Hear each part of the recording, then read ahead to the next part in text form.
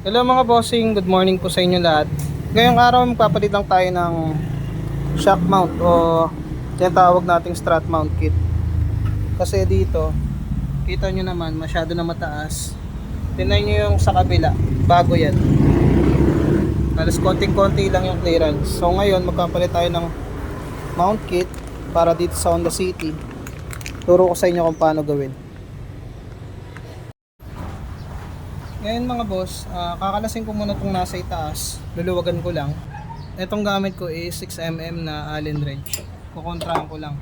Kaya lang medyo mahirap lang kasi wala akong box wrench. Nahanap ko nga, hindi ko makita.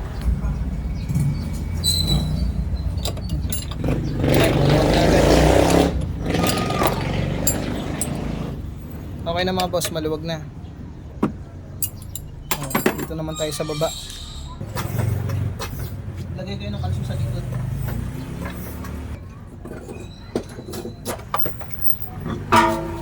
Gamitan tayong 17 kontrahan.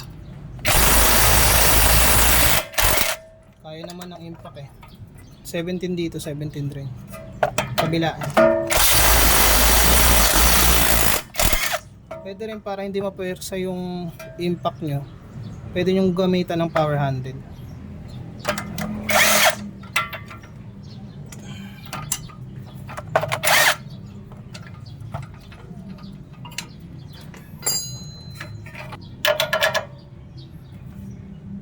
Ito naman sa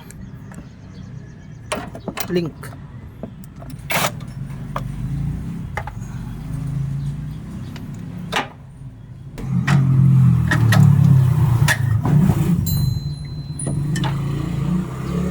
Yan, huwag nyo nga lang hayaang mabunot to. Kasi mahirapan tayo pagpasok dun sa boots. Tapos ngayon tanggalin natin yung nasa ibabaw. Yan, para may angat. Okay.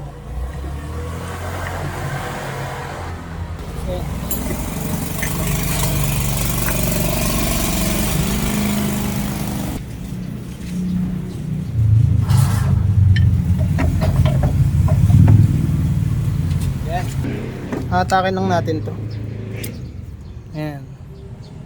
Maluwag na. Tapos ito papalitan rin yung bearing. Sira na rin to. Gaspang no. Parang napukpok na rin.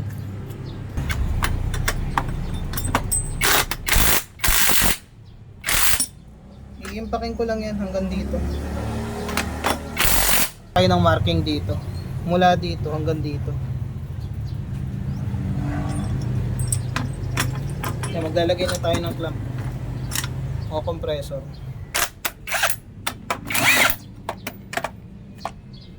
Yan, papalitan din natin to. Sira na.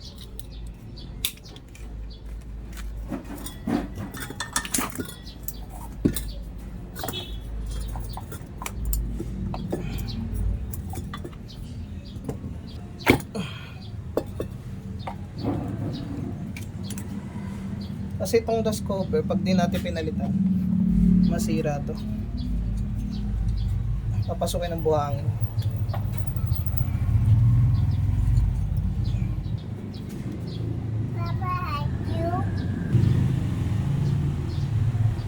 Ito yung lower mount.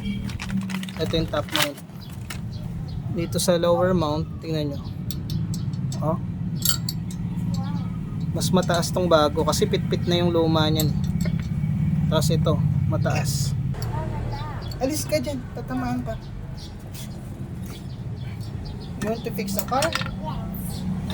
Yes. Just wait, okay?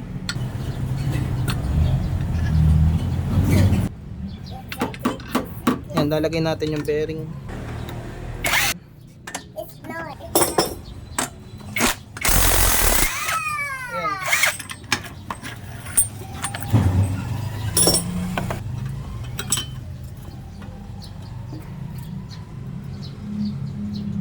Okay.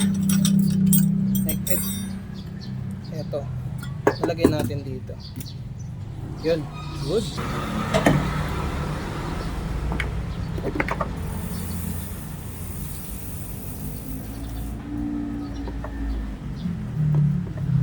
Link. Yan. Sunod, ito.